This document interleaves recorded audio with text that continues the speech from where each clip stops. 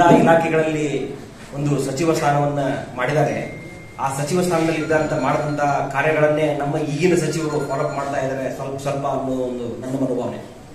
ಯಾಕಂದ್ರೆ ಪ್ರತಿಯೊಂದು ಇಲಾಖೆಯಲ್ಲೂ ಎಕ್ಸ್ಪ್ಲೇನ್ ಮಾಡಿದ್ರು, ಯಾವ ಇಲಾಖೆಯಿಂದ ಯಾವ ತರ ಕೆಲಸ ಮಾಡಿದ್ರು, ಯಾವ ಇಲಾಖೆಯಿಂದ ಎಲ್ಲಿ ಅವರು ಮಹತ್ವವನ್ನು ಕೊಟ್ಟರು ಅನ್ನೋ ಬಗ್ಗೆ ಬಹಳ ವಿವರ ಹೇಳಿದ್ರು. ಯಾಕಂದ್ರೆ ಆ ಒಂದು ಹಾದಿಯನ್ನೇ ಈಗಿನ ಸಚಿವರು ಪಾಲಿಸ್ತಾ ಇದ್ದಾರೆ. ಇನ್ನೂ ಹೆಚ್ಚಿನ ರೀತಿಯಲ್ಲಿ ಅದೇ ಒಂದು ರೀತಿಯಲ್ಲಿ ಪಾಲಿಸಲಿ, ನಿಮ್ಮ ದೇಶ ಉದ್ಧಾರ ಆಗಲಿ. ಆಮೇಲೆ ನಾವು ಸಹಿತ ಅವರ ದಿನನಿತ್ಯದಲ್ಲಿ ಅವರು ನಡೆಕೊಂಡಂತ ರೀತಿಯನ್ನ ಒಂದು ನಡವಳಿಕೆಯನ್ನ, ಒಂದು ಸ್ವಭಾವವನ್ನು ನಮ್ಮ ನಿತ್ಯ ಜೀವನದಲ್ಲಿನೂ ಇವರು ಹೇಳಿದಂಗೆ ಯಾವುದೇ ಭೇದ ಭಾವ ಇಲ್ಲದೆ ಮೇಲು ಕೀಳು ಅನ್ನೋದನ್ನೇ ನಾವು ನಡೆದುಕೊಳ್ಳೋಣ ಅಂತ ಈ ಸಂದರ್ಭದಲ್ಲಿ ತಮಗೆಲ್ಲ ಹೇಳ್ತಾ